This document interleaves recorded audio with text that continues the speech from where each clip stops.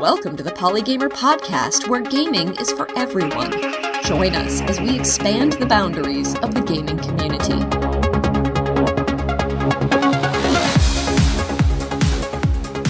Today I'm very fortunate to be speaking to a PAX East panel alumna extraordinaire, Tatjana Vejnovic. Hello. Hello. You have so many fascinating roles we're going to be talking about today. Editor at the Koalition, co-president of Jelly, Tally & Associates, GameStop alumna, PAX East speaker. Oh my gosh, you are just everywhere all the time. It's one of those things where once you get into an industry that you like, you try to kind of plug yourself in anywhere you kind of can. Susan Arden actually, told me many years ago, like, PAX is where you promote yourself. And that's where I got the idea to start doing a panel. And she said, if there's going to be one place where you're going to say, hey, this is me, this is who I am, making yourself accessible and known with people, speaking on a panel is the best way to do it. And I can definitely say that after doing the first panel, I have been more involved in the industry and approached more about stuff. I would definitely say that the best way to be asked to do public speaking is to do public speaking. As much as I hate public speaking, I almost feel like it's a duty, as someone that suffers from anxiety, sitting up there on stage, staring at people as they pile into that room. It's absolutely terrifying. But this year, for whatever reason, I was like, you know what? I'm telling people that they need to fight this fight, and I'm not going to, pop a Xanax and be like, all right, everything's chill. Like, I'm going to be this Xanaxed out person trying to blind myself from the issue. So actually having that motivation and the support from everyone else and wanting to come to this panel, I was actually able to shove that aside and go, you know what, this is me. This is who I am, unmedicated and free. And it was liberating. It was definitely a completely different experience from the last two panels. So you used Xanax the last two times, but not this time? Correct. It's not like, I take a bunch of Xanax and become a drone. I take if I need to talk to someone, if I need to function, if it's like a work thing or something and I need to have it, I take a small dosage. And I've basically controlled it to the point where I only use Xanax if it's like, all right, in case of emergency break glass, where I would, go through one bottle a month. It actually will last me 6 months now, which is a huge improvement. And anyone who has ever taken any anti-anxiety medication knows it's huge. But there was just something about this time and the issues that we were tackling where I just told myself, I was like, I need to be stronger than I was the last 2 years. And I need to show these people that it is possible, no matter how anxious you are, no matter how much Xanax you take, that it is possible to tell yourself, it is going to be okay, and get up there and fight the fight that, you said that you would fight.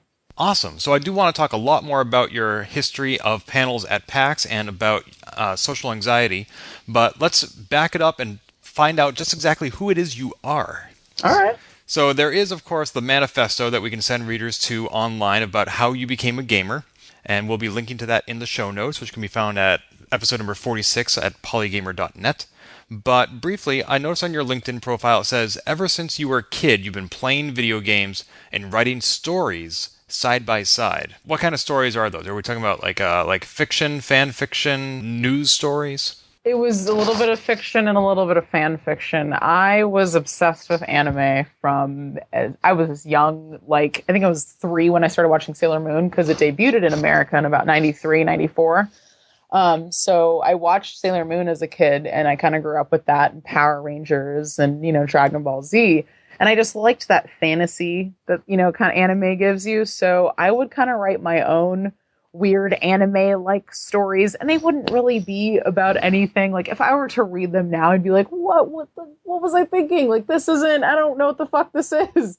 I'd make my friends into different types of Sailor Scouts and all sorts of stuff. And in high school, I wrote a lot of weird zombie stories. They're all short stories. I never actually finished one.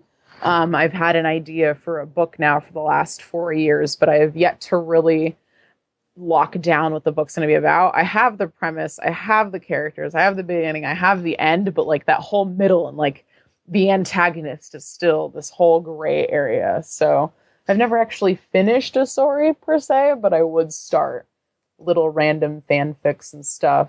I did, when I was really into Harry Potter, I can't remember the name of the site, but I did do like forum, like role playing on like a Harry Potter fanfic type site, which was always really fun. So I've always kind of, lingered towards, I guess, more fan fiction stuff or stuff based off of other things that I liked, not necessarily, anime or directly fan fiction. It would be like similar universes, but my own characters. So when did that become tied in with video games? Let's see, I've been a gamer since, I think I got my Super Nintendo.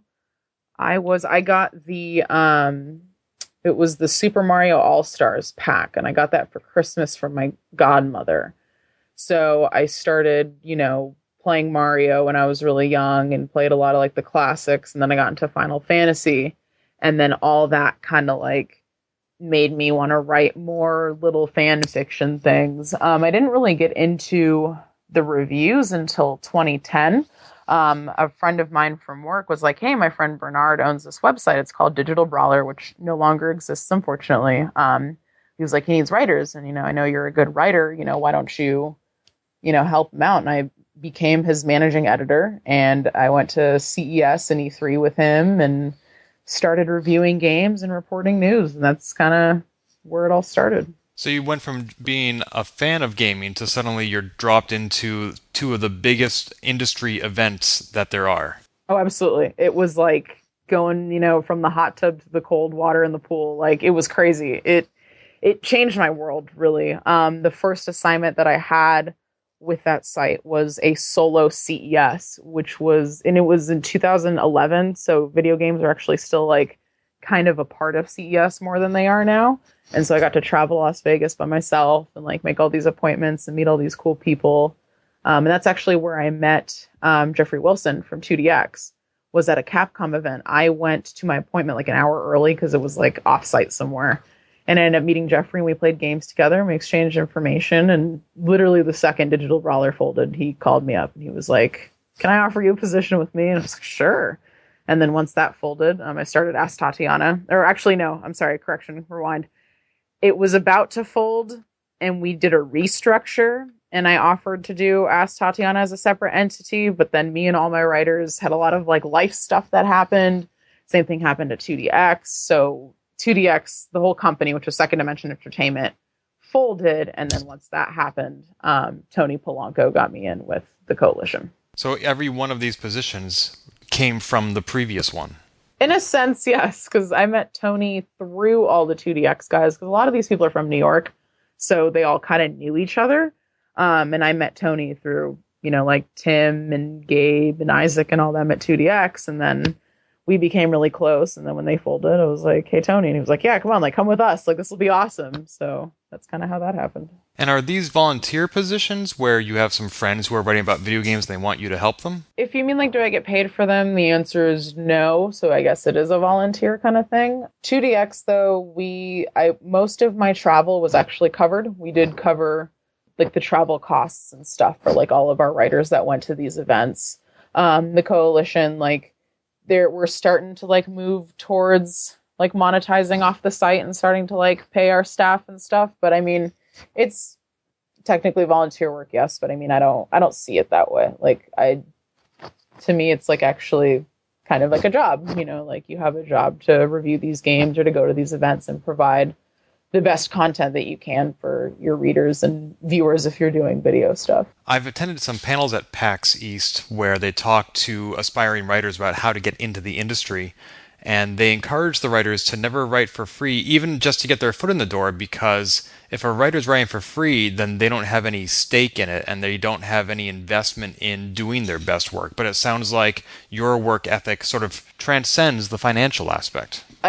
To quote Adam Carolla, he once said a long time ago on his podcast, you have to do a bunch of work for free until someone notices you and starts paying you for it. It wasn't like, he didn't say it like exactly like that. It was like, you got to do so much work for free and then you get paid for it or something. It was very, snarky, but he's right. If you, especially in this kind of industry, if you have a passion for it, if this is really what you want to do, the money isn't really going to be an issue. It's going to be more, where can I get a good outlet to represent me? Is this somewhere where I can confidently, post my stuff, and can I share it with the world? So I mean, like, I know IGN like has like their community program or whatever, but they have so many people in that where it basically turns into like a message board type thing. And those people that do the community posts and stuff, similar to BuzzFeed, they tend to get hidden. So like if they don't write this amazing, fantastic article that's worth front page coverage and, gets 1,000 views a second, they're not going to post it. It's going to be hidden somewhere. Whereas, with the things that I've dealt with Digital Brawler, with 2DX, with the Koalition, regardless of if I'm getting paid or not, regardless of if it's a topic that is relevant to, the editor-in-chief's interests, it's still going to get posted. It's still going to get featured on the same page, and it's still going to get the same treatment as everything else. So it all kind of depends on the person. If you really feel, I've never been in this industry, I've never had a writing job, but God damn it, you got to pay me, I think maybe you're not looking at it right, because you can't expect to be paid for something you've never done professionally. When it comes to something like writing, we all have, blogs that we can make, live journals and stuff. Sure. I mean, but it's not a professional outlet. It's not something that people go, oh, I'm going to look at their work. I'm going to go to their live journal. You want to, look at stuff that's been published on websites and that's been carried out the same way as every other article. So to me, the free stuff leads to, potential paid positions. For me, I haven't been writing as much because I've been focusing on school. But I mean, once I'm taking less and less classes and get closer to graduating, I'll be writing a lot more and then potentially looking for, something that can pay me. But for right now, it's something that I love to do. And the payment to me is the exposure. Last year after my grandfather passed away, I wrote an article on how Life is Strange helped me get through that process. And it was the hardest article I've ever written, editorial really. And it was one of the best pieces I wrote. And the Koalition gave me a platform to share that with so many other people. And so many other people came to me and were like, certain games helped me with certain issues. And I'm glad that I'm not alone in feeling this way, because you never know who you're going to reach out to. You never know what lives you're going to change with like an opinion piece that you write, or, an experience piece such as the one I just mentioned. So it's one of those things. If you feel like you got to get paid, sure, go ahead, find something that'll pay you. But I guarantee you're going to have not as an enjoyable and memorable journey as you would if you just looked more for a platform. I agree that people definitely need to have experience. They need to put their time in, and sometimes that comes from writing for free, whether it's for their own website or a friend's website, or sometimes even a professional outlet, which is how I got started. But at some point, it seems worthwhile to ask that if somebody is making money off your writing, shouldn't you be as well? Oh, absolutely. I mean, there's different platforms. So like for 2DX, it was all ad revenue for the most part. And we had donations and stuff as well. So this ad revenue went into a bank account that the editor-in-chief managed, and he used this to give back to us. So a lot of it went to the server because we had a really good server hosting and stuff. But then again, it went towards paying for our travel, buying us a nice dinner, every once in a while. And then if he did have extra cash, he would give that to us. Jeffrey would pay us and he'd go, here you go, here's extra cash. The Koalition, it's a much higher volume website. So a lot of it is actually being saved and going towards, these trips and stuff for the members, like at E3 and whatnot. But the Koalition actually did start a Patreon account, and I can provide the link for you later. And, we're trying to get people into that too, so we can, start producing more content. We can pay people and we can, afford other things to help us, expand and stuff. So, after a certain point, yes, but you also have to keep the business model in mind. Now, if, the editor-in-chief is pulling in a $60,000 salary and you're not getting anything, yeah, you should probably look elsewhere or go, yo, like something's not right here. Where's my, money kind of thing. So, it all depends on the way the money's handled, I think. And luckily, all three outlets that I've worked for have been really transparent and communicative about where that money goes and how it's being spent. So if you're not being talked to about those things and you've been working for them and writing for them for a while, yeah, you should probably ask some questions. Do you have a quota that you need to fulfill? We try, I mean, for active writers, I think it's 2 to 3 articles a week right now, because again, I am going to school full time. And I've been dealing with medical things and, the passing of my grandparents, which you cannot simply die in this country. It is physically impossible. There is years of paperwork afterwards and all this stuff to deal with. So because of that, I just kind of drop in and out, when I can. But I do communicate like, hey, this is what I have planned. This is what I'm going to do. And they're very respectful of, me kind of, juggling all these different responsibilities and still making time for the site. Now, one of the websites you mentioned writing for was Ask Tatjana, correct? Yes. What was that all about? So I was in the shower, because that's where all the good ideas come from. It's true. It really is. And I needed to come up with a new editorial for 2DX. Jeffrey was like, look, I need you to come up with something. We need something. And I was like, all right. And I'm in the shower. And I was like, there. And that was when, a few years ago, when Kotaku was all about the GameStop, jabbing oh, let's make fun of GameStop here. Let's give GameStop shit here. And I was like, I have something that they don't have. I have the years of GameStop experience under my belt. And now I did write this article before GameStop turned into what is now a completely different company from what it was. And I can go into that if you'd like. I have no issues with going uncensored about GameStop, what it was and what it's become.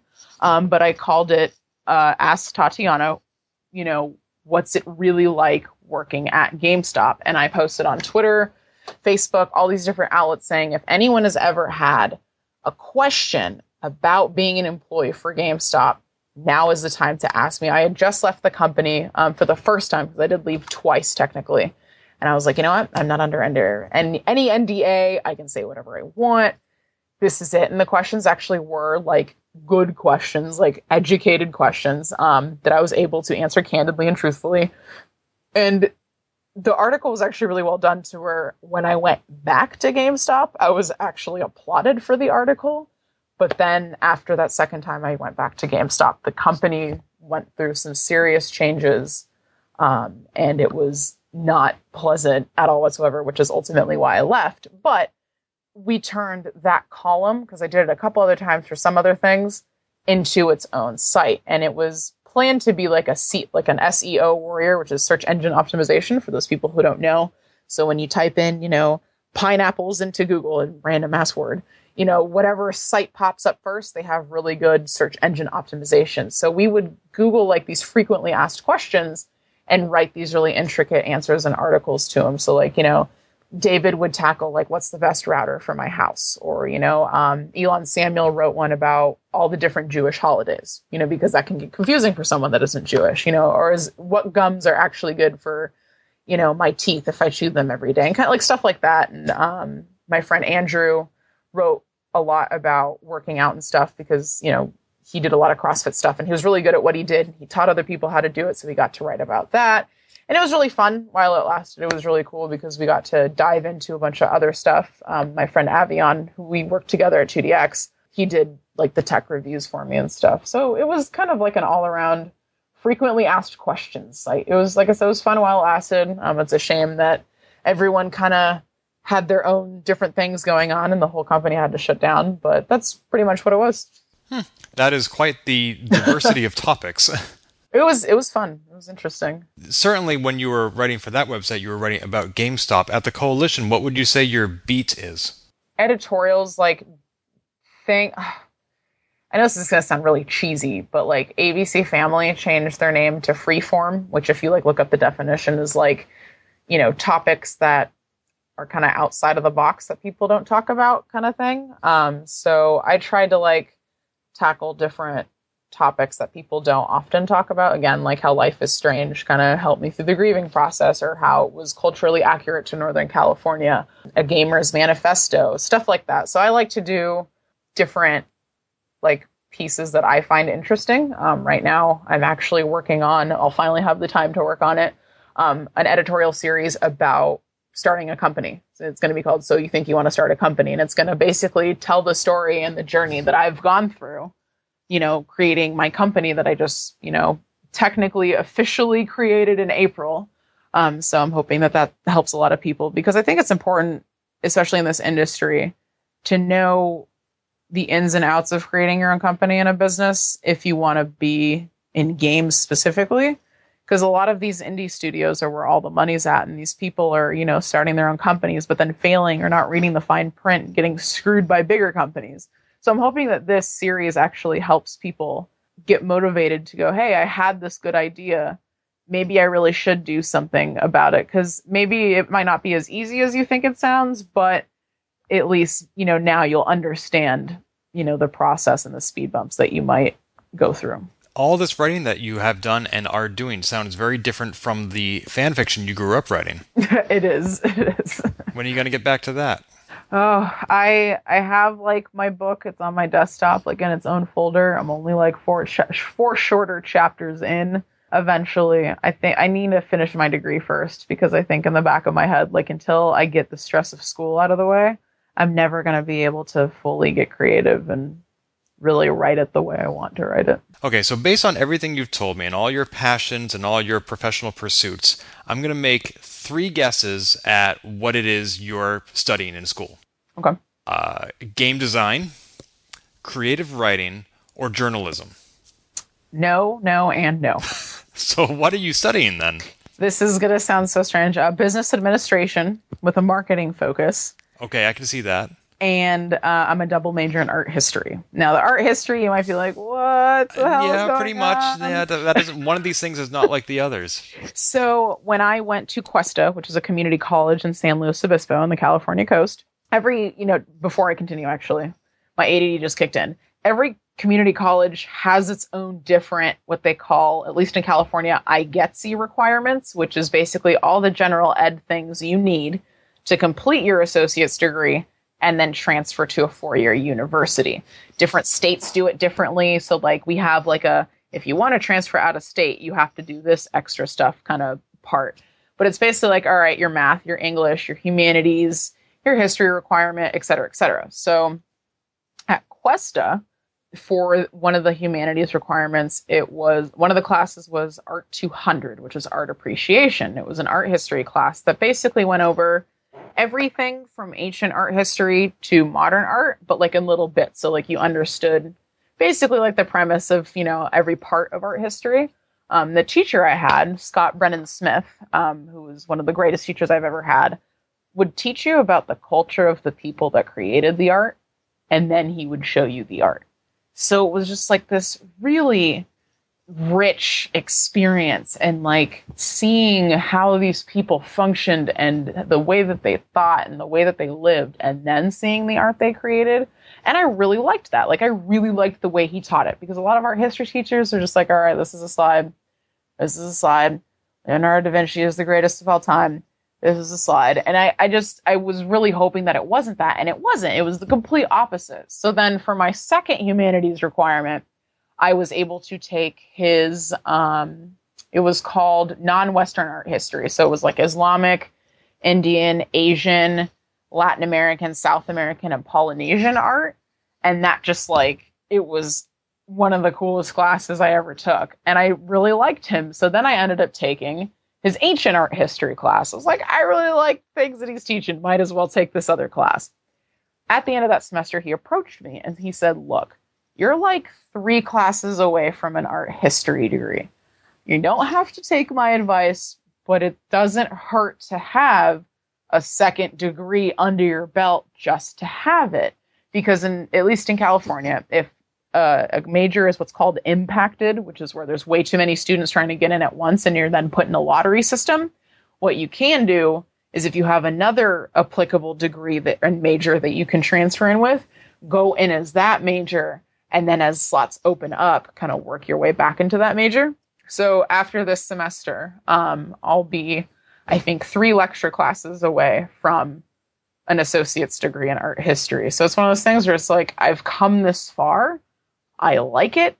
Might as well finish it. And maybe I'll still go to law school. I don't know. I'd like to eventually. But most law schools actually like art history majors because they teach them how to be really attentive to detail and these professional type environments. They make you go to museums and dress up and go to different panels about art and stuff. So they actually like the discipline that art history majors have, and they get a little bit of like a leeway into law school, which I thought was kind of cool. But that's why I'm starting art history, because I got this far. Might as well finish what I started.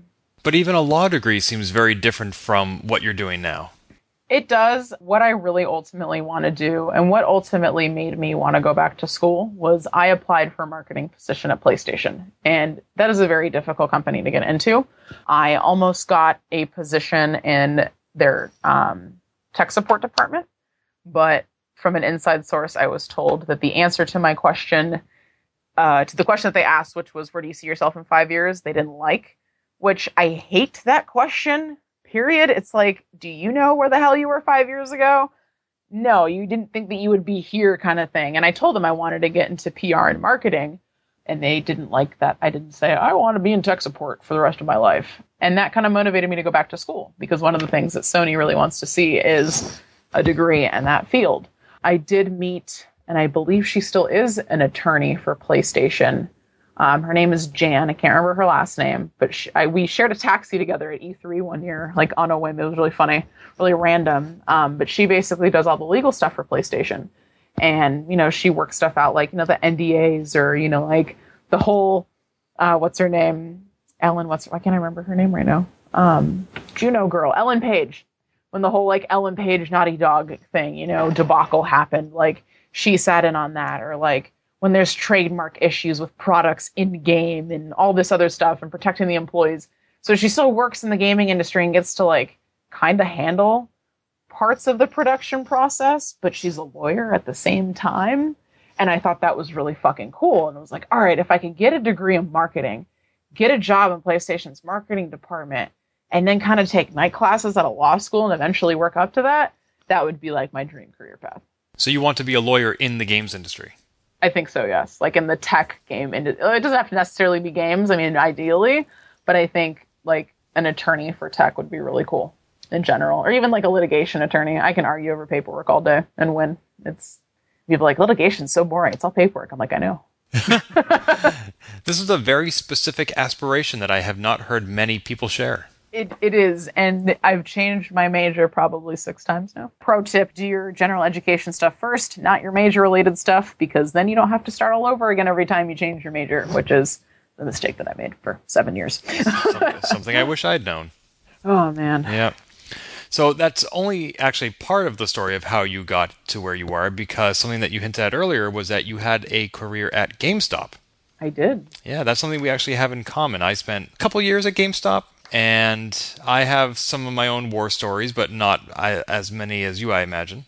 It all depends on the location. I'm going to be real with you. It depends on where your store is and the demographic of like the types of people that you deal with. Because I've worked in locations where I've had little to no negative experiences, and the customers were just great people who really loved us and felt like family. And then I worked in locations where I dreaded going to work every day because I knew I was going to be treated like shit. But no matter where you work, everyone's got, at least that handful of customers where you're never going to forget, those experiences. Did it matter if you were in a mall or a strip mall, one or the other? I, thank God, never worked in a mall store, and I refused to. I was offered a mall store a couple times because you don't see the fucking sunlight. Like, you are in a glass cube of shops and screaming children and parents who don't care where their children go. And it's just, you go outside and it was sunlight and now it's dark. And mall stores, I can't do it. I'm the kind of person, when I go to the mall, I know exactly where the fuck I'm going. I know exactly what the fuck I'm getting. And that's it. And I'm out. Like, to be in a mall 40 hours a week, I'd go on a rampage. Like, it would drive me nuts. I was working at a mall, software, etc. Or not on, but the day after 9/11. Oh my God. And people were upset with us because the new games that were supposed to come out that week had been delayed because all the airports were closed and nothing was getting shipped, and we were getting flack for that. I would have fucking closed the store. I would have been like, get the fuck out. Goodbye. I mean, we did close the store on 9/11 itself. Oh, well, that's good. But when we reopened the next day and people were like, where are our games? I'm like, nothing is coming in this week. Yeah, did you turn on your radio, the television? Did you try to watch television because literally all the channels said, yo, we're not doing anything right now because of 9/11? No? Okay. Right. I mean, the only excuse I can think of is that more than any other time of the year, they needed their escape. Yeah, I can see that. I can see that. But at the same time, to go in a retail location inside a mall the day after 9/11 and blame those things on a retail employee, to me, are just completely unwarranted.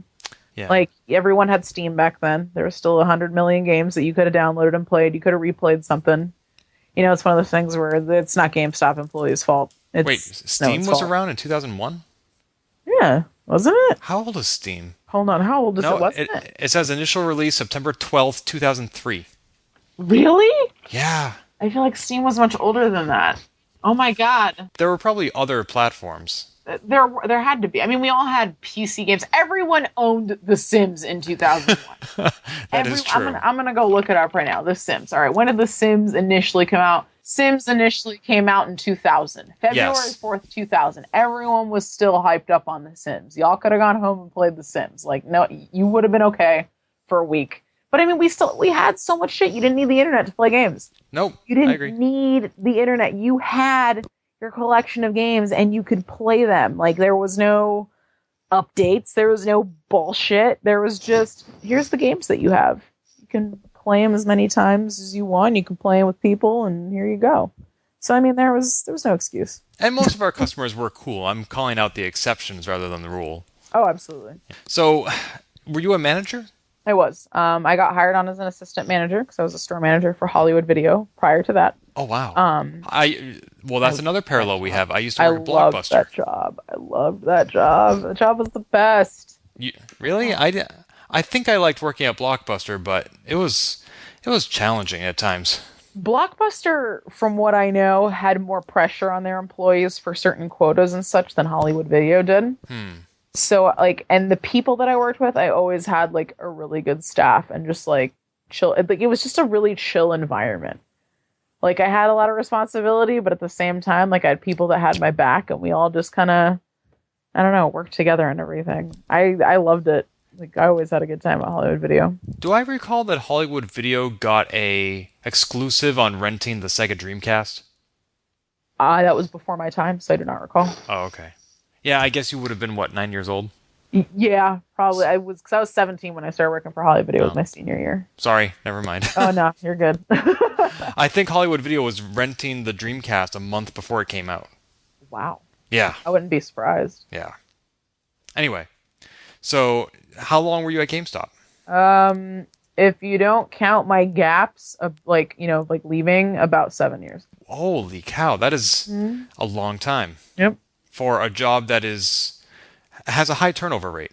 It does. And I was an assistant manager for the first 5.5 years, and that last year and a half, I was a store manager. Every single person that has worked for me, any member of any staff that I've had, and I've worked at several locations, is still a part of my family. I think that when you work for a company like GameStop and you all are on the same page and understand what's going on and how the company treats you, but you're still there because you kind of chose to be in a way, you bond. I don't know how to explain it. I'm at a loss for words. When I finally got my own store and was able to build my staff, there were so many conversations that I had with these employees where I got to help them accomplish something or overcome something. And it was so rewarding. I had an employee who had severe depression issues and anxiety issues. And because I understood what they were going through, I was able to motivate them and give them the resources that GameStop actually does offer for free for employees, to help overcome that and work with them at work and create these plans and go. And when I managed, and sorry if it sounds like a tangent, I didn't just train people for the job that they had at GameStop. My goal was to train them for life. To go, you learn these skills from me here, but you're going to use these skills for the rest of your life. And like to do that and to be able to do that and see that kind of play out. I've suffered from depression for 13 years now. And when I left GameStop the last time really, the support that I had from that staff, for the first time in my entire life, I could look at myself in the mirror and go, I'm not worthless. I'm worth something, and I've helped people. And now I can go on to the next thing and do this for a different, audience, I guess you could say. Before it was GameStop employees, now it's people that want to fight for equality in the gaming industry. And that it's, as much as I would wish GameStop would burn to the ground at this point, sorry, GameStop, it helped me and a lot of people. We had the resources and we had each other. But now you couldn't pay me to go back. That's a very powerful experience it gave you, though. I had something similar 11 years ago where I was just constantly doubting my self-worth, and then I finally helped somebody else. And for the first time, I could say, now I'm worth something. Yep. It's crazy. It just changes your life. It does. I cried that night. I got home, I took a shower, I cried in the shower, I got into bed, and I was with a friend at the time. Not in the shower. I mean, in my bedroom, we were watching TV. I just couldn't stop crying. But it wasn't like a sad cry. It was like, I just kept looking at him and I was like, I am worth something. I did something good. Like, I can close this GameStop chapter and feel okay about it. And it was the weight that just I didn't feel like that panicky anxiety sinking in my chest anymore. It just it was all gone. It was it was one of the most amazing experiences I ever had. I went on medical leave actually with GameStop. I got into some serious health issues, which I'm still kind of battling. But for Christmas, because my medical leave started right before Christmas, they got me a Sailor Jupiter figure, which is my favorite Sailor Scout. And my whole staff got me a Hello Kitty fuzzy card that they all wrote for me in, and Hello Kitty is another one of my favorite things, and it's something I still keep on my desk to this day. Reading that card, when I need a pick-me-up, does the trick. I know that if I feel worthless, I can read that card, and the messages that my staff wrote for me in that card is all I need. Yeah, I got a card from the person I helped too, and it came completely out of the blue. I had not heard from him in over a year. And it just arrives in the mailbox one day and just reduces me to tears. Oh, God. Aren't cards the best? People need to write more. Yeah, it's a lost art. It is. But now you're moving to elsewhere in the game distribution channel, and you are creating your own video games? You have your own video game company? No, it is a mobile development company. I cannot talk about the actual app that is being developed yet. But Jelly, Tolly, and Associates is a company that me and one of my best friends, Nick Lambert, and I came up with 3 years ago. We went to this industry party and we got home. We were drunk off our asses eating Taco Bell, watching TV. And, he was like, wouldn't it be interesting if there was an app for this, thing? And I was like, man, it could do this, this, and that. We looked at each other like, that'd be great. And, we laughed it off. And last semester when I first took my business class, and my business teacher, by the way, if you ever go to College of San Mateo, take your business class with Pete because he is the best.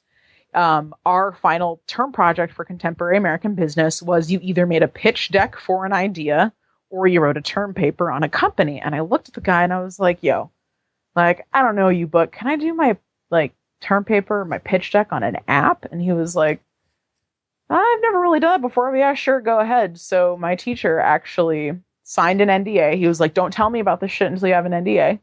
Got an NDA made for me and everything. Told him the idea. And he was like, why are you sitting on this? What have you been doing? I was like, I don't know. Nick and I just thought it was a fun idea when we were drunk one night. He's like, no, you need to take this idea and run with it. So the school and Pete gave me the resources to practice pitching in front of investors and actually do a couple pitch competitions in which I won second place in the region one and then third place in the statewide one for the idea. Got the incorporation done. And now I'm working on the wireframe with my UI designer, UI and UX designer. She's the same person.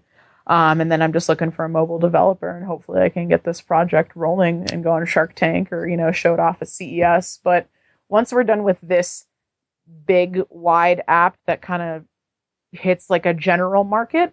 What we want to do is make our motto like apps for everyone. So we want to hit like little niche markets, like, we're all geeks here. We like comic books and video games and stuff. Like, how cool would it be if we had an app that like told you where the nearest, Magic the Gathering, competition was, or like the nearest comic book shop, or like a video game convention, or like events in your area. So like stuff like that. My mom works in the stainless industry, and she was like, if I had an app that did, these couple of things, that would be so helpful. So like, making an app for a smaller industry, that's not necessarily super small, but small enough to not have like an app dedicated to them and their work, and give them that and be like, hey, we've made this for you so you can have it and really utilize it and, be able to listen to the feedback and stuff. So that's kind of what we're doing with that. And then in case anyone didn't know, Jelly is Nick's cat and Tolly is actually my cat, and the logo is the silhouette of our two cats. I was going to ask who Jelly and Tolly were. Now we know. Jelly's Nick's cat. Nick's three-legged cat, who, man, she is an old cat, but she's still kicking. I think she's like 15 or 16 now. That cat she's still a kitten at heart. And then Tolly's my cat, and she'll be 8 in November, and I adopted her when she was about 2.5 years old. She's my baby. Aw, adorbs. She's so cute. Can we send listeners of this podcast to our website to see pictures of these cats? Yes, I will send you pictures of the cat. Yay, everybody loves kitties. I think Nick sent me 1,000 pictures of Jelly just so I could have them for logo prototypes. So I'll find them and I'll send them over. I've got plenty of pictures. So there are a lot of people developing a lot of apps for a lot of platforms. Not all of them have outside investors like you do. Do you recommend that route? I haven't really gotten investors yet, so to speak. I've just practiced talking in front of them and getting feedback. But I do have people who will remain anonymous that basically said, once you get everything done and you can provide, the certificates of stock, I will invest in your company. Definitely, first of all, if you have an idea, trademark that shit. Just fucking trademark it. I recommend LegalZoom. I think the incorporation cost me a little less than $500, as did the trademark for the app that we're creating.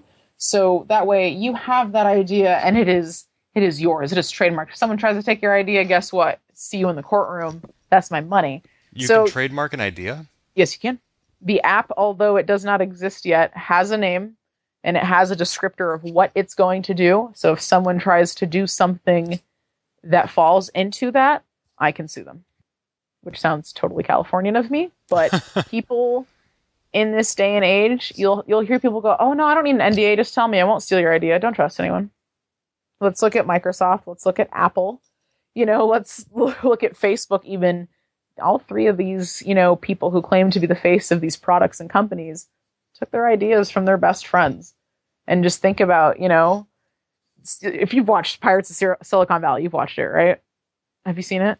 I've not seen the TV show. There was a movie called that in the 90s that I saw, but that's not what you're talking about. That is what I'm talking about. Oh, it is? Yes. Pirates of Silicon, because Silicon Valley is the show, and it's great, and it's hilarious. Oh, right. Pirates of Silicon Valley is a true story. Yes, with Noah Wyle and everything. Yes, Steve Jobs, bless his soul, rest in peace, was an asshole. No argument here. Treated his employees like shit. Stole pretty much everything from Steve Wozniak, and same thing goes for Bill Gates. Dude didn't give a shit about your life. He was ready to just fucking undercut you and just take the credit for everything. So look at that as an example and go, if I have a really good idea that I know is going to work, trademark it, get an NDA, and keep it on the down low. Don't tell everyone about it, because the second you do, someone's going to try and steal that idea. And then after that, most cities have a small business development center that'll offer, free or affordable advice on how to move forward, or, feedback on your product or idea. And doing that and getting that feedback and having people that you trust, and sometimes those people that you trust do have money they want to invest, that's going to be your backbone. My business teacher from school, Pete, he was the first out of the company person to really know about the idea and the app in, full disclosure. And he helped me go, all right, this is a good idea. How can I help you with this? Or let's do this instead of this is what I think. And, maybe someday when you go public, I can invest or whatever. It's one of those things where the school gave me the resources and they're genuinely interested and they're willing to help. So it's all in kind of like who you trust with your idea, but you never know what those people might know or might have in store for you. When can we expect to see this app? I need to find a mobile developer. I should have like a video, like an animated reel that kind of shows you what the app's going to look like, what it's going to do and stuff by Q1 of next year. Our website is under construction right now. I had to put it off because a spring semester just totally destroyed me. So I'm going to actually be talking to my web designer next week, and hopefully we should have a website up by the end of the summer. So you can at least kind of have something to see a general, synopsis of what the app is going to do and what the company is about. Excellent. Something to look forward to. So you're very involved with making technology and games more accessible to people, whether it is by selling them at GameStop or by doing panels at PAX, which is how you and I got introduced. Yes. You and I both did panels about feminism at PAX East 2014, except whereas mine spun off into a podcast that you're now on, yours spun off into a series of panels that have continued every year at PAX East, with the third and most recent one occurring just 2 months ago. Yes. Tell me a little bit about what inspired you to do this panel and also what the panel is. So the first one was called Why It's Awesome Being a Female in the Games Industry. I was still with 2DX at the time. Ask Tatjana was about to release when I came up with the idea that I wanted to do a panel. And I was talking to my editor-in-chief, Jeffrey, who was like, look, like panels are awesome. Like you get this high afterwards where you're just like, I spoke publicly and did good things today. Like this is awesome. And I was like, all right, I want to do a panel. And he was like, well, what do you want it to be about? And I was like, it's a good fucking question, Jeffrey. What do I want it to be about? He was like, well, I mean, make it about girls in the gaming industry. Why not? And I was like, okay. He's like, I'm going to give you that much and you can kind of take the rest of the way. And I was like, all right. So I'm sitting there and I'm like, why not make it about why it's awesome being a female in the games industry? Because a lot of people, focus on the negative. Oh, I got treated this way. And now instead of looking for a solution or looking for a support system, I'm just going to, quit at everything or make a blog and post angry things about said experience for the next 6 years of my life. Like, no. So what I wanted to do was make a positive experience and talk about the positive and how to positively overcome these things and positively, battle these things without, casting a dark shadow over them. So I went on Twitter and I was like, yo, who wants to get up on stage with me and talk about being a woman and being awesome? And people just flocked to me. They're like, all right, let's do this. So I got Susan, Diana, Maylene, Karen, and Sarah that first year. As nervous as I was, it was amazing. It was awesome. I had people coming up to me afterwards like, thank you so much. Like, I have hope, for this. And, now I actually have the confidence to go seek a career in the writing, in games writing or whatever it may be. And I made a lot of friends that day at the panel. And the second year, unfortunately, Susan could not be on the panel. So I actually had Jonathan Gibbs, who's been my producer. He's basically my little personal producer that I carry everywhere with me for anything that I need, video wise and content wise. And I was like, look, like, I know you are a half Asian, half Black gay male, but would you be willing to moderate this panel in hopes to like make it more inclusive, saying that you don't have to be a woman to fight this fight and to be positive about these issues? And he was like, done. My ass is going to Boston. Let's do this.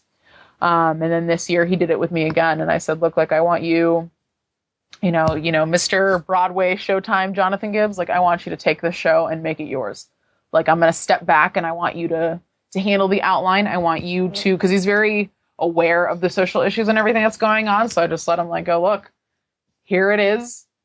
Do what you want with it. And it ended up being really successful, or I like to think so. And this year we got different people and it was just really interesting seeing it from like different angles and stuff. And even the second year, this guy came up to me and he was like, you're the girl from that panel. I was like, yeah, sure. What's up? And he was like, it's like, I'm just really happy. And I was like, all right, well, cool. What you have about? He's like, at first I didn't know how to help my girlfriend. She was really, unmotivated and unconfident with, how she's going to get into this industry. And you guys not only gave her confidence and a path to follow and people to go to, but you helped me help her. And to hear that from a guy, from a straight white male going, yo, you guys helped me help her, and now I understand how to help. Like that meant something to me. And I was like, I can't not do this. I cannot not do this. If like something this small is like causing that kind of effect to all these people of different genders, races, and everything in between, like, it's my duty now. I feel that it is my duty, whether or not I talk the most or talk the least, to have those 4 other people up there with me and Jonathan Gibbs, to show that it's not just about oppressing this and oppressing that. It's about taking everything, seeing everyone as what they are, which is human, and making the best of your journey into this industry. That it's not, you can't, let yourself get defeated, that there's more than that. There's more to this industry than rejection and oppression and anger and darkness. It's what you make of it, but at the same time, you need to hear it from people that have seen that side and know that there are people that maybe, they're on that stage and you might think that they're, stars in the industry that really are willing to help you and talk to you. And I think, again, it's my duty. I'm not going to stop doing it until PAX tells me I can't. Other than the lineup, how do you make the panel different every year? Different events happen every year. There's just certain articles get written that cause,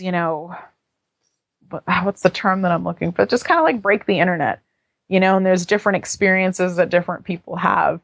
Sarah, who sits next to me every year, she was with The Escapist. I think she still is with The Escapist. The first year she was really nervous and like she has anxiety like myself, and she didn't really talk that much. But as each year went by, she had these new experiences in the gaming industry and she built up this self-confidence and was able to talk about it and to help other people with her experiences. So even if we've had like the same people a couple of years, every person has a different year. Every person has different experiences. So we take that and we really make something out of it. What have been some of the highlights during the panel? You mentioned some of the reactions you got after the panel. Has anything significant happened that really stood on your mind as like, wow, this is the reason I do this? The fact that it's a full room every time.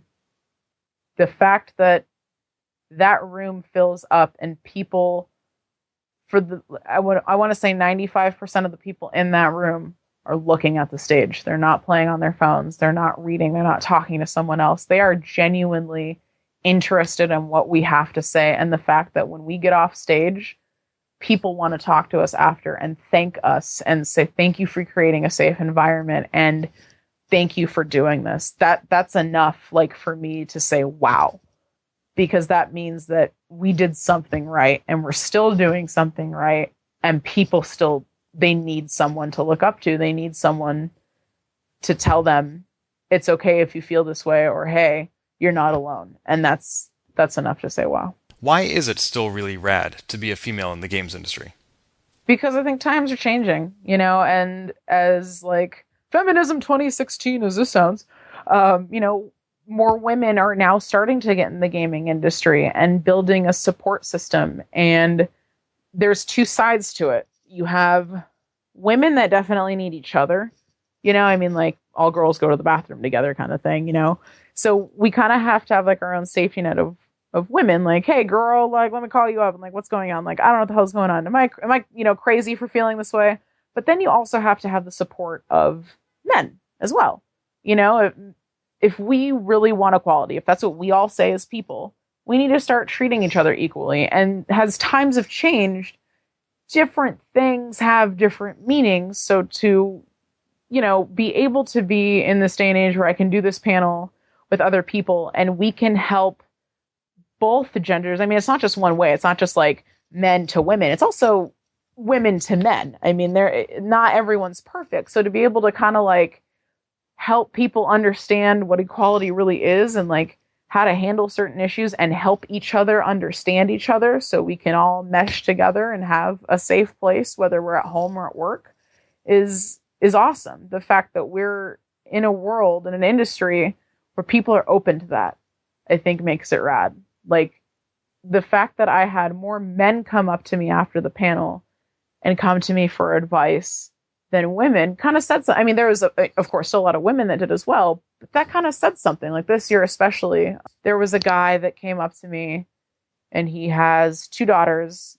And he was, like, hey, my daughters are made fun of in school for, being geeky gamers and stuff. And I was like, look, like, as much as you want to beat these dudes up, all you got to do is keep being the awesome dad that you are. Because the fact that you're asking me this question proves to me that you are an amazing father to your children.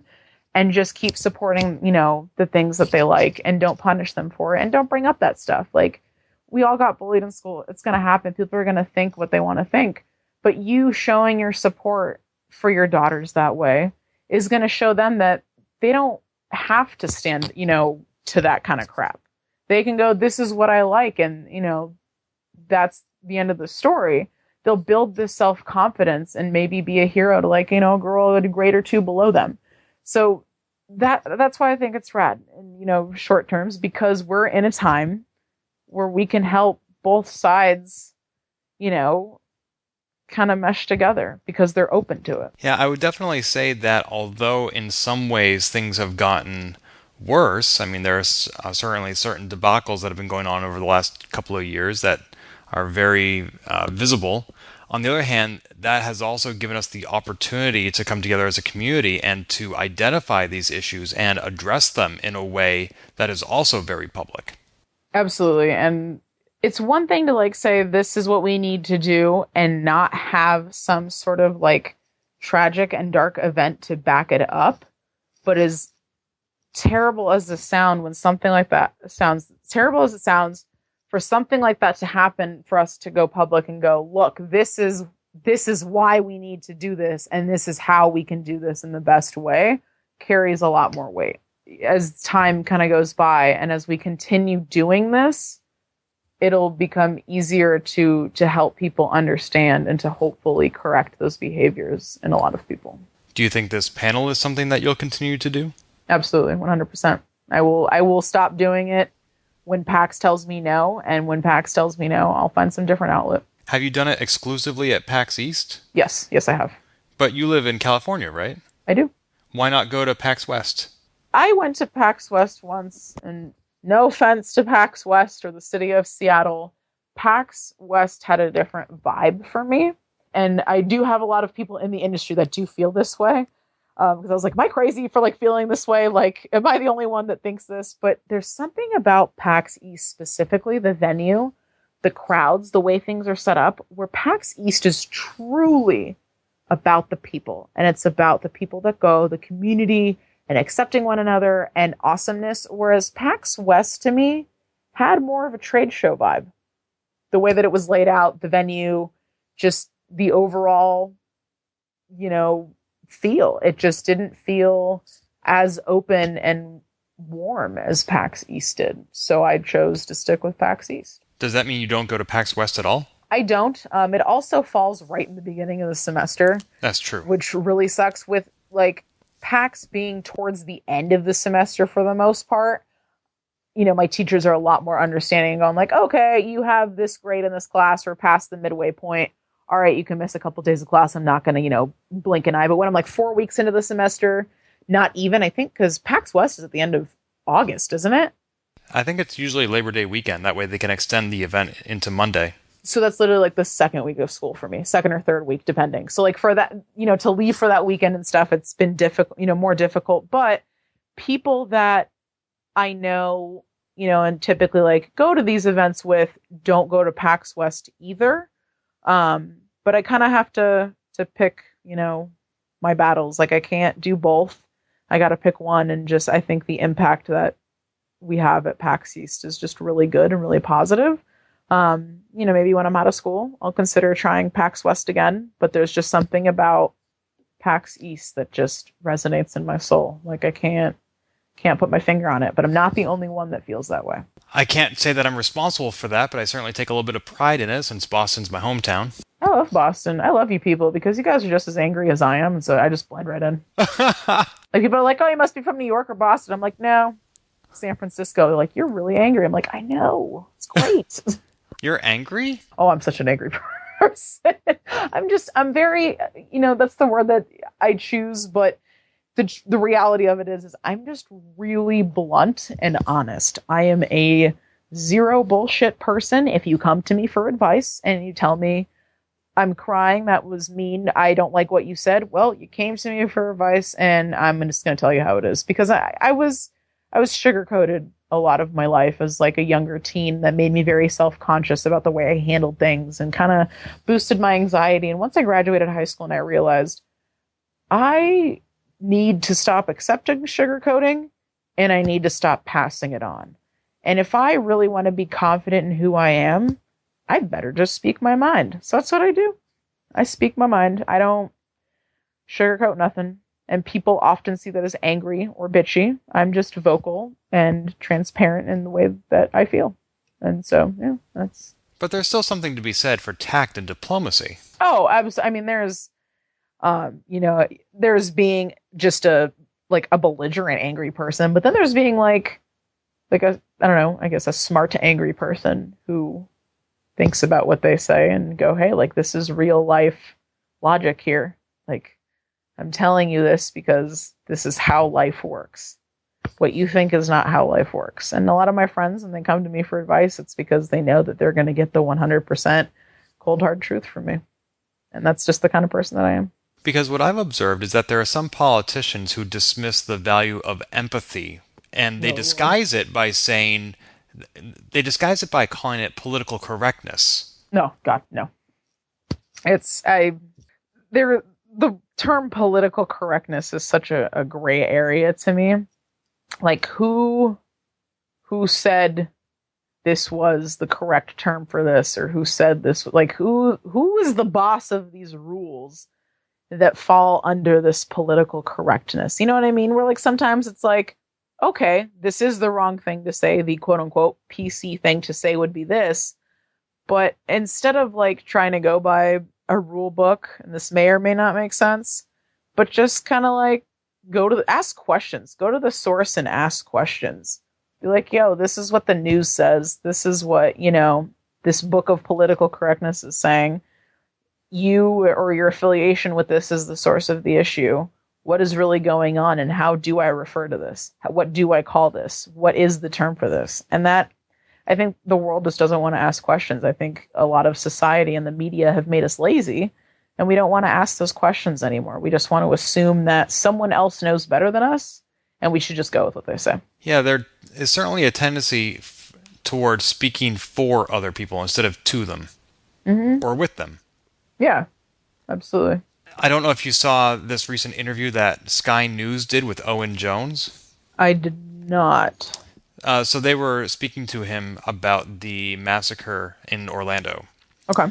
And at the time that you and I are recording this, that was just yesterday that happened, that attack. And Owen Jones is a gay individual, and they had him on the show. And for some reason, the news host kept trying to say that this was not an attack on LGBT individuals. This was an attack on humanity. This was an attack on people wanting to have fun, just like the nightclub in Paris. And Owen Jones was saying, no, this was an action of hate. This was a hate crime. And the news host just would not give him that. That's ridiculous. Even though Owen Jones represents the community that was attacked. But yeah. They had him on the show, and they would not let him speak for his demographic. Nah, that's fucked up. No. Hell to the fucking no. That's like, this is like a controversial example, but in my English class, we talked about social justice issues. It was a very interesting syllabus. Like, all of our essays are social justice issues. And the guy, basically the way that you define racism as opposed to prejudice, is that to be racist, I'm actually going to look it up because the way it's phrased is weird. It's like a person has to be of like a superior position or like some sort of higher entity to be racist, quote unquote. And like, otherwise it's like prejudice, and it's like, no, like anyone can be racist kind of thing. And like, I wish I could like remember how to explain this better. But basically the argument was that white people couldn't be, so the example, we're going to rewind. Okay. So the controversial example was we were basically talking about that woman, Rachel, the girl that basically faked being black for X amount of years. And she was a woman who faked being black. And, she worked for the North American, African American, Yeah, the NAACP. Yeah, Rachel Dolezal? Yes, Dolezal, thank you. And then we were reading a book about stereotypes. It was a bunch of like small essays. And there was a guy and a man who was, I guess, a black man that was lighter skinned, but could pass as white, and chose to do so because he was able to get a loan for his house. He was able to keep his job, get a good job, and support his family that way. And this girl in my class was like, well, what Rachel did was, this is all about gender, like if she was a man, we wouldn't, just like that guy, in the book, he wasn't ridiculed for his, way. And I look at her and I'm like, listen to yourself here. I'm like, it doesn't matter if he was a man or a woman or if she is a man or a woman. What matters is you can't be a race that literally has privilege.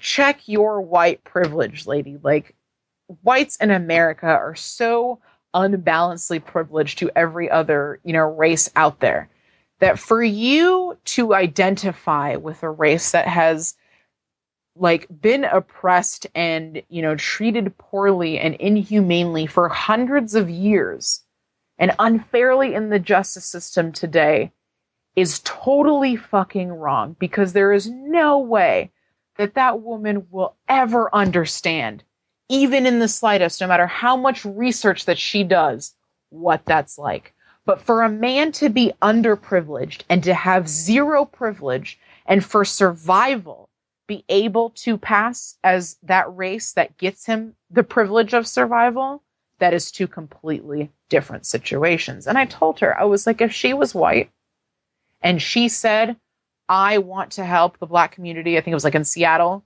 and I want to be a part of this organization, she probably could have carried more weight being a white voice in that organization and pushing for equality than she did faking being a black woman.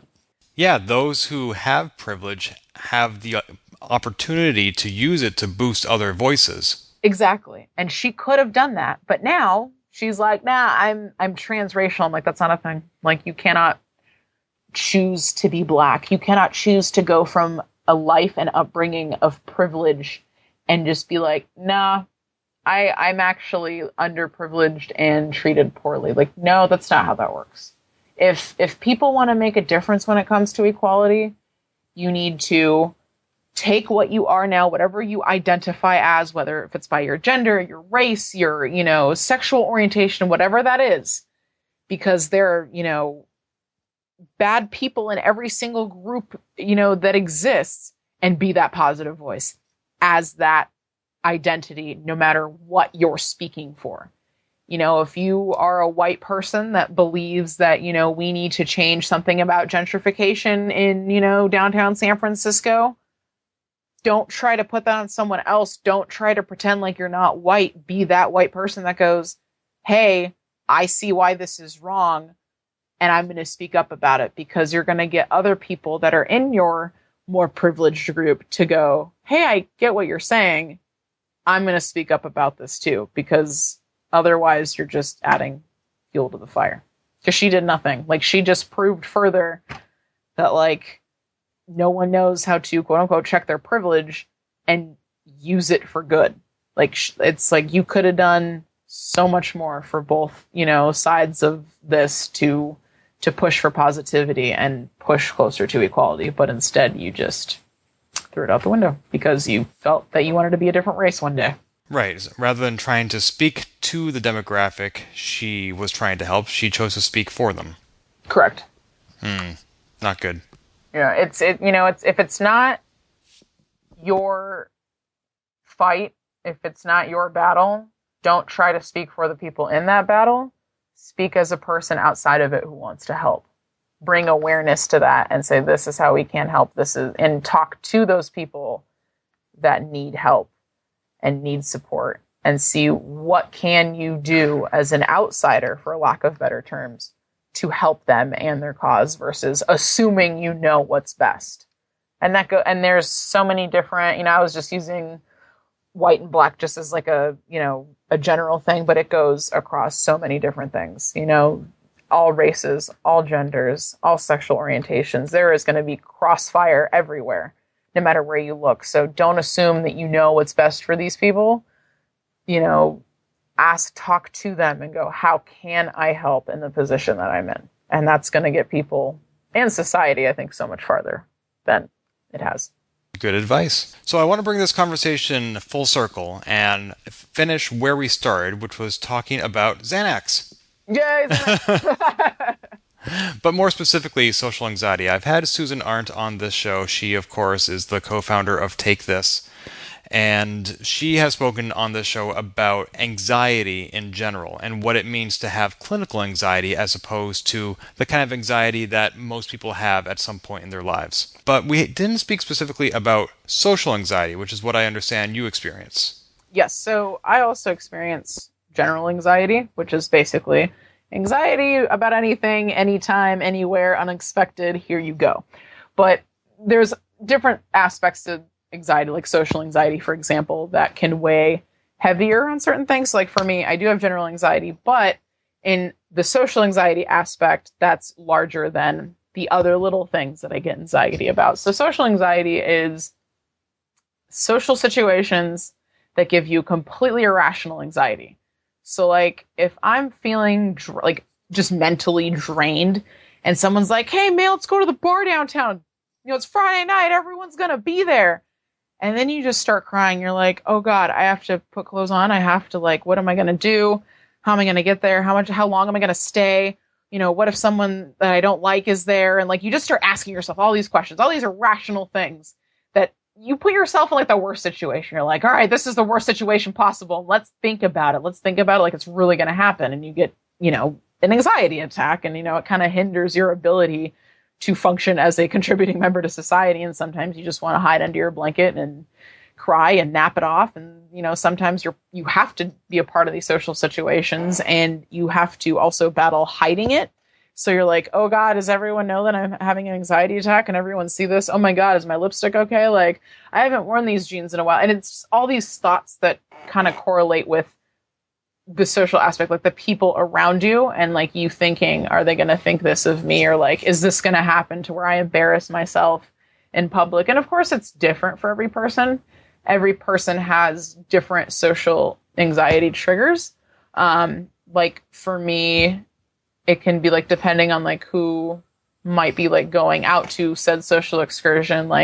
If I've had a bumpy past with them, or if I've had one awkward situation with them 10 years ago, my mind might start racing about that and make me feel and think that me and whatever social trigger is involved, can't have a good time because of it, when in reality, it is literally nothing.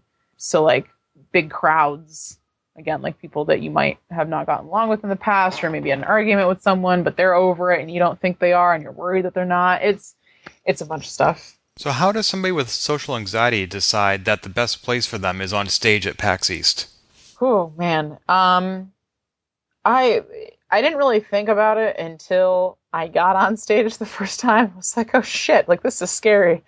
Once I became open with my anxiety issues, I learned that a lot of people also had anxiety issues, that I was not alone on, that aspect. And talking with Susan about a lot of my issues. I mean, she's probably one of my closest friends in this industry, and I'm so glad that we're friends, because she's helped me through a lot of stuff. And she's kind of the one that helped me be like, hey, you need to hear advice that you're not going to like to hear, but you need to hear it. And that kind of helped me shape into the, person that I am, where I'm like, hey, that really helps me, and it can probably help someone else. But knowing that we all have, the same general thing, social anxiety, and we all have the same general fear, talking about it. And for whatever reason, I kicked myself in the ass and went, if I don't talk about it, nobody else will. So that was kind of my motivation for going up on stage and going public with it, and public speaking. And that's been a good experience? It has. The first year, like, I was really shaky. If you watch the video, I'm like, oh my God, like, I'm freaking out. But this year, you know, really having that self-talk, you know, and going like, hey, like, you're doing this again, and you're telling these people how to fight this fight, but if you take your medication to hide that, you're probably not going to be, you know, truthful and heartful about it. And that's really what kind of helped me overcome that fear of public speaking about something that's been an important issue for most of my life. But does taking medication really hide it, or does it just help you handle it? It depends on the dosage, I feel. Like, again, so to be specific here, a 0.5 milligram is like usually what a pill comes in for me. 0.5 milligram is enough to basically make me kind of like, it can put me into like a nice long nap, but it can also just kind of shut everything off. And I can just be like, all right, I'm a drone now. Like, nothing matters. I'm chill with everything, whatever. But half of that, which is a 0.25 milligram, which is what I take if I need to function, that's enough to basically keep me as I like am as a person and shut everything up in my head. Like, I stop rambling in my mind and coming up with these, you know, things. And sometimes, depending on the day, I mean, it can make me a little tired and a little like unwilling to speak my mind. It kind of depends. It depends on the dosage. It depends on the severity of the anxiety as well. Like, if I'm really, really anxious, like if I'm in like a hospital or something, they'll give me a full milligram and they'll just knock me out. And they'll be like, here you go. Goodbye. You're done. Like, you are freaking out too much. I'm not good with doctors and hospitals personally. So they usually try to calm me down, which ends up just making me fall asleep. When you said that 0.5 milligram makes you into a drone, that is a fear that some friends of mine have had that led them to not even seek out medication in the first place. So here's the thing with me, at least. Like I said, I've had depression, anxiety, and ADHD all my life. What I learned, my car insurance agent, actually, who's a very good friend of mine, he has ADHD, and we have that same thought process. And he's the one that was like, look, I'm not a doctor, but I went to IKEA with you, and I think you have ADHD. Which, if you're going to tell if someone has ADHD, IKEA is the place. And I was like, you know what, maybe you're right. So I went to my doctor and I talked to him and I was like, look, I tried antidepressants. They made everything worse. Xanax is only good, you know, if I'm going to go to bed, or I can take a little bit to kind of shut things up, but it's not a good permanent solution. I think I have ADHD. He's like, all right, okay, like, what makes you think that? So I tell him and he goes, all right, like, you probably definitely have it. He issued me like a paper, like, exam. And he went, okay, you have ADHD. And I'm on what's called Concerta, which is a slow-release Ritalin, which is different from Adderall and chemical makeup. In my experience, I find Ritalin to be, quote, like, less tweaky. Like, you're not as like, oh my God, I gotta do everything. I feel like I'm on drugs. Oh my God. It's more like it shuts everything up and it makes me concentrate on one thing. The Concerta has almost eliminated my depression entirely. And has lowered my anxiety significantly. So I take it in the morning. I wake up at 6 o'clock, 6:30, usually when I have school. I take it in half an hour, like, I'm good to go. And it doesn't change me as a person. It doesn't make me a drone. It doesn't make me feel like I'm on crack or anything. Like, it just helps me focus on one thing, and it helps me think rationally, because the ADHD can actually fuel depression and fuel anxiety and create those things. And for years, we try to tackle them independently and going, okay, like, it's the depression, it's the anxiety, when in fact, it was actually just my ADHD and my inability to concentrate on one thing. And the inability to concentrate, and I'm sure even if you haven't had ADHD, you've experienced it at least once. It's frustrating, and it just makes you really angry, and it just makes you an evil person, because you're like, shit, I can't fucking finish anything, I can't concentrate. And then you start to think less of yourself because of it, and then you don't get things done, and then you get depressed. And like I said, everyone's probably experienced that once. Imagine that by the tenfold every single day of your life about everything. Like, you're going to clean your house, and you're like, all right, I'm going to take out the trash from my bedroom, and then you leave it in the kitchen. You're like, man, I need to unload the dishwasher. Then you halfway unload that, and you remember, oh shit, I didn't check the mail yesterday. So at the dishwasher, half unloaded and open, you go out to the mail, and you're like, fuck, I have math homework. So then you go back and you have math homework. And you're like, man, did I ever finish unloading the dishwasher? So you go back to the dishwasher. It's like, shit, this trash is still here, but I didn't empty the litter box. Then you go empty the litter box. You're like, oh man, this new game that I pre-ordered on Steam is finally, I'm going to play it for 5 hours. You're like, oh shit, I need to take out the trash. It's literally just like that. Like, everything is at 1,000 miles per hour. You can't get anything done. And it just, at the end of the day, when the sun sets and you look at all the things that you were supposed to do, whether it's cleaning, housework, writing, going on a date, spending time with a loved one, whatever it is, when you see that you had no ability to control finishing one thing at a time and getting those things done, it creates more stress because now you have twice as much stuff to do for tomorrow, and you don't know if tomorrow you'll be able to actually finish them, if this is going to happen again, which again created for me the depression and the anxiety. And so this medication has actually helped me a lot in improving my life and going back to school. Now, does medication work for everyone? No.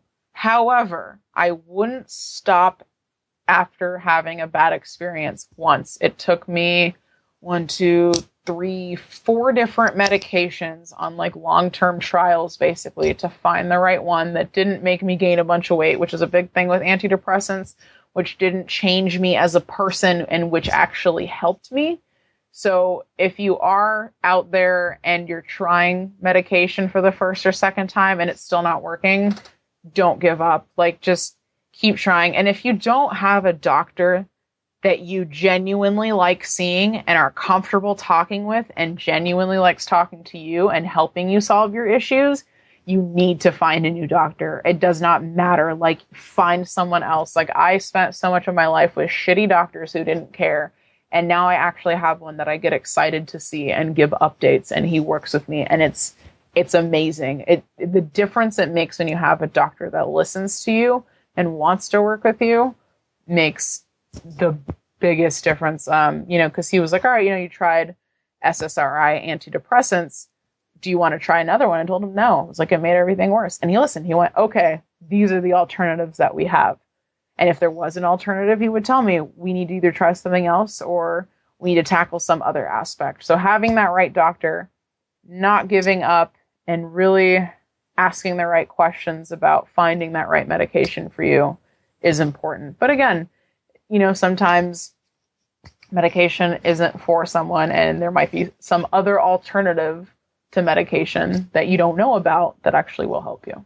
Can you give us any ideas about what those alternatives might be? Having a good chiropractor is really important, I feel, now that I have one. The way that he adjusts me and he explains how everything is connected just like really helps me. And like the way that he's able to identify all the different issues in my body, because it's not just about cracking your spine and your neck. The guy adjusts my knee, my hip, my feet, and all those little nerves are all connected to your brain. And when those things are all in place and right, you are actually, like, it changes you as a person. Like, I didn't know my hip slipped out of place, like, just by millimeters. That's all it takes. And the other day, he knocked that thing back into place. I mean, it hurt when he put it back in there. But when he got it aligned, I felt like a new person. I was like, everything's fine. My body lines up. All my muscles are the way that they're supposed to be. They're relaxed. I'm not tense. I can go on with my day. Or, I mean, maybe it might just be therapy, but again, there's different types of therapy. There's music therapy, there's art therapy, there's sandbox therapy, which is popular with kids, but I do think for adults it could probably help too. Or even support groups. Finding people that struggle with the same things, being able to talk to them helps too, because then you remind yourself that you're not alone. And there might be something that, this other person in this group does that helps them, that could actually help you. Like something that I do for my insomnia, sometimes if it's not too hot and it's not too bad, like I'll drink a decaffeinated herbal tea. And my friend Eric taught me that trick years ago. He goes, just like sit in bed and have like a nice warm decaf herbal tea, and just like those natural herbs just like soothe the body and you fall right asleep. And as hippie-ish and Berkeley as this sounds, the earth gives us all these resources. Like I take 4 different vitamin supplements a day just because I know that they help my body feel clean and they help me feel better and they help with the other health issues. So like even just a good multivitamin and walking 30 minutes a day can do wonders to, the body, both physically and mentally. I mean, there's all these things that we don't think matter, but they do. The things that you feed yourself, the way that you sleep at night, if your, back is adjusted correctly, all those little things they matter. It's just that we try not to think like, oh, these physical aspects don't contribute to my mental, health. It doesn't matter. I can just eat junk food all day and never take a vitamin in my life. Now that I eat cleaner and I take vitamins every day, I actually feel better and I'm more motivated to get up in the morning and get stuff done. So it's all, there's a lot of stuff in the world that we can do. There's never not a solution for someone. There's always something out there, whether it be something holistic or a medication. There's something for everyone. One distinction I've recently become aware of is the difference between getting help or getting therapy and being engaged with your therapy. There are some individuals who seem to just be going through the motions. They go see their therapist every week because they know they have to. But then there are people who do that but are also interested in taking action on what they learn in those therapy sessions and actually getting better. That's all about you and the way that you click with your therapist. If you're going every week just because you know you need to go, you're not with the right therapist. Just like the doctor. If you actually enjoy your time with your therapist, regardless of how tough that those talks may be, and some will be better than others, and you feel motivated to take action on the things that you discussed, that means you're with the right therapist. And you can't blame yourself for that. You got to go, okay, it's just like a relationship. Not everyone can date everyone. Everyone's got, their match. And it's the same thing with doctors and therapists, and that does matter. So just like with medicine, it's important to find the one that works for you. Absolutely. Everyone's body is different. Well, it's very encouraging to know that there is hope out there. Thank you. You're welcome. So we've covered so many topics. I don't know how this could be, but is there anything I missed? I don't think so. I mean, maybe, possibly. I'm a woman of many hats. I've worn many hats, played many roles. But I think we pretty much covered the majority of it. I think we got it. Well, you contain multitudes, and if it happens to be that we overlooked one, you're always welcome to come back on the show. You know what? If you want me back on the show, whenever, you just give me a call. Wonderful. And maybe we can repurpose the audio from one of your future PAX East panels as an episode as well. Absolutely. And I apologize to everyone out there for the audio for this year's panel. I know it wasn't the greatest. Next year, we will definitely improve on that. And again, I apologize. And provide a transcript, hopefully have someone that can transcribe it for us. Yes. We'll provide a link to the video of your panel in the show notes, which again can be found at polygamer.net. And for those who are looking to find you online, where should they go? I live on Twitter. Twitter is my jam. So you can go at @digital_vixen with a 3. So DIGITAL_VIX3N, which I'm sure you can provide. Yes. And where does that name come from? It's when I got into the industry, I already had like a personal Twitter that was like protected with my friends. And I was like, yeah, I want to make something like a game journalism Twitter, like something for like the face that I have out there when I'm writing. And I was like, I want it to be like digital something. And I don't know, Vixen was like one of the words that came up. I have no idea why, but I mean, foxes are cool. So, I mean, Vixen works. And spelling it with a 3 is just very elite. Oh yes, I had to have some elite in there. Had to make it super nerdy. And I was like, yeah, I'll put a 3 in here. Why not? That's where that came from. It was just one of those. I had a bunch of different words, and I was like, I like Vixen. I like foxes. Foxes are cool. No, I mean the Marvel character. I'm sorry, the DC character Vixen is also a really cool character as well, who I hope to see in more of in the TV show because I thought they did a really good job with her. But I thought she was really cool. Which TV show? She was in. Was it Flash? Yeah, it was, okay. She showed up in Flash, and I think maybe Green Arrow.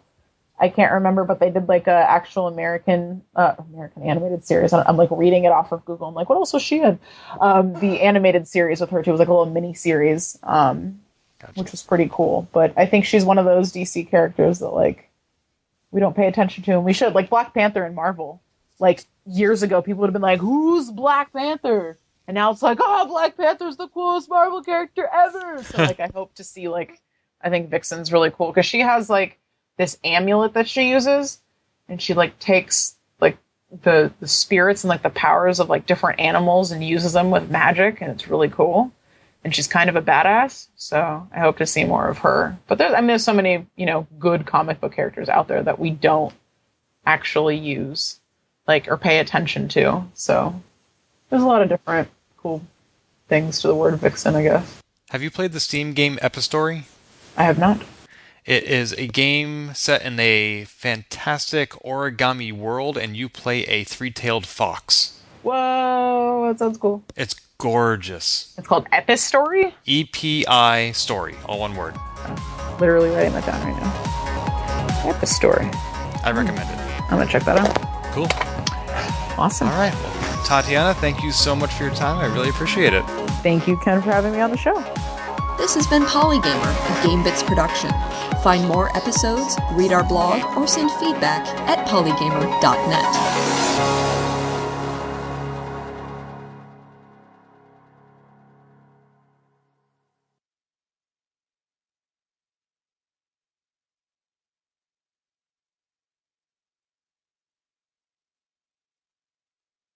I want you to scratch everything I just said.